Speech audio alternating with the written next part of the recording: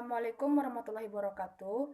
Baiklah, kami akan mempresentasikan makalah kerjasama Lembaga Pendidikan PAUD kelompok 6 dengan judul Perencanaan Program Kerjasama atau Kemitraan Lembaga PAUD yang beranggotakan saya sendiri, Lisa Sri Yulia Fitri, Aisyah Satira Arti, terus Latifah Atmul Fauziah, dan Sisi Nilasari. Baiklah, saya akan mempresentasikan pada poin A, yaitu perencanaan program kerjasama atau kemitraan lembaga PAUD. Dalam buku Yuniarsi Sri Lestari 2016 halaman 14, perencanaan merupakan hal penting yang harus dilakukan agar program-program yang terkait dengan kemitraan Trisentra Pendidikan dapat terlaksana dengan baik dan tujuan yang direncanakan dapat tercapai. Tahapan perencanaan sebaiknya dilakukan di satuan PAUD adalah sebagai berikut. Yang pertama, analisis kebutuhan.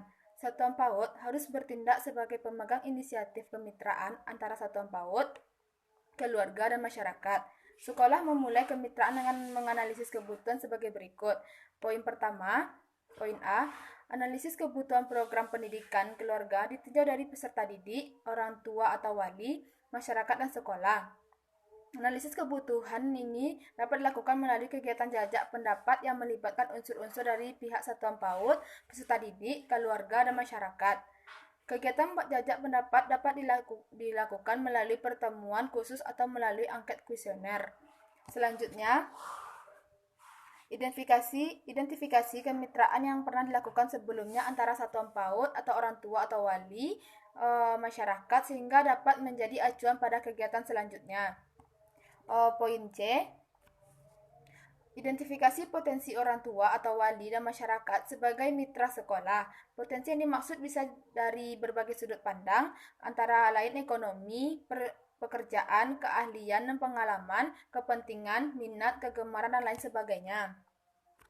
Selanjutnya, pada poin D, temuan kesamaan kebutuhan di antara peserta didik, orang tua atau wali, masyarakat, dan satuan PAUD sebagai fondasi yang baik untuk memulai kemitraan.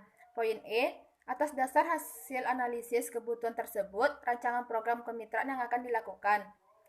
Poin F, tetapkan program kemitraan yang dikembangkan berdasarkan kebutuhan dan skala prioritas. Selanjutnya, pada poin kedua akan dipresentasikan oleh teman selanjutnya.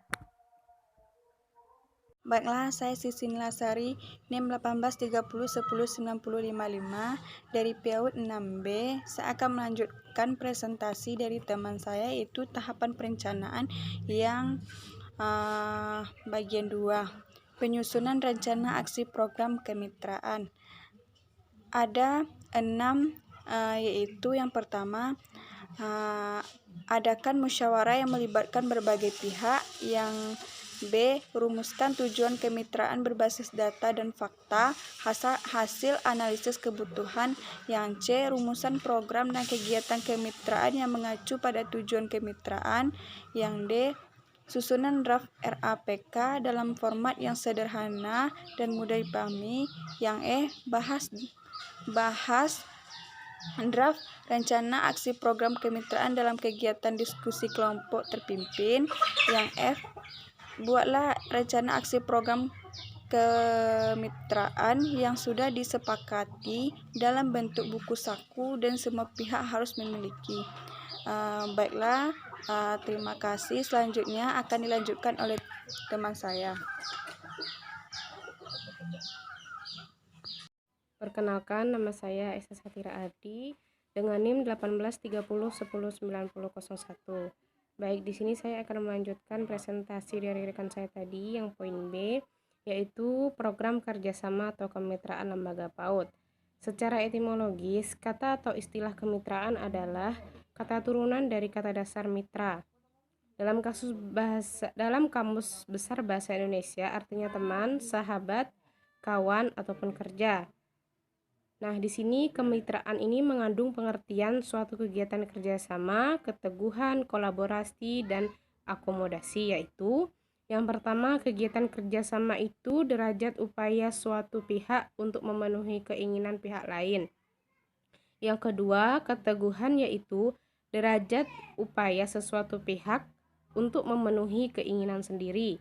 Yang ketiga, kolaborasi yaitu situasi di mana masing-masing pihak dalam konflik bersedia mengorbankan sesuatu sehingga terjadinya pembagian beban dan manfaat. Dan yang terakhir, mengakomodasi, yaitu kesediaan salah satu pihak dalam konflik untuk menempatkan kepentingan lawannya di atas kepentingan sendiri.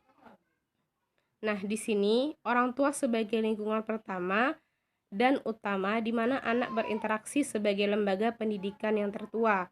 Artinya, disinilah dimulai suatu proses pendidikan.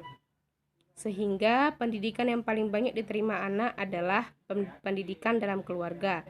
Sekian dari saya, untuk selanjutnya akan dilanjutkan oleh rekan saya. Terima kasih.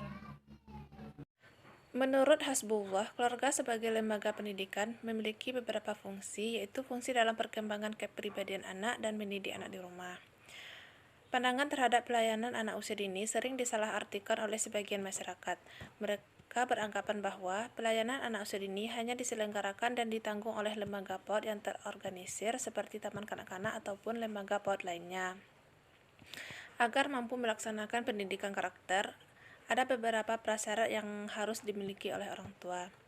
Yang pertama yaitu, orang tua menjadikan dirinya sebagai figur tauladan yang berakhlak mulia, berbuat baik, santun, dan memiliki semangat. Yang kedua, orang tua melaksanakan pendidikan karakter melalui proses pendidikan. Yang ketiga, orang tua senantiasa mengadakan dialog terbuka secara bijaksana tentang isu-isu moral dengan anak. Yang keempat, orang tua menumbuhkan rasa empati anak, yaitu dengan mengajak anak merasakan apa yang dirasakan oleh orang lain.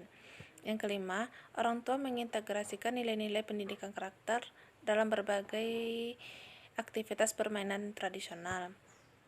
Yang keenam, orang tua menciptakan suasana lingkungan yang mendukung, serta orang tua membangun serangkaian aktivitas kegiatan sehari-hari yang terintegrasi dengan pendidikan karakter di rumah.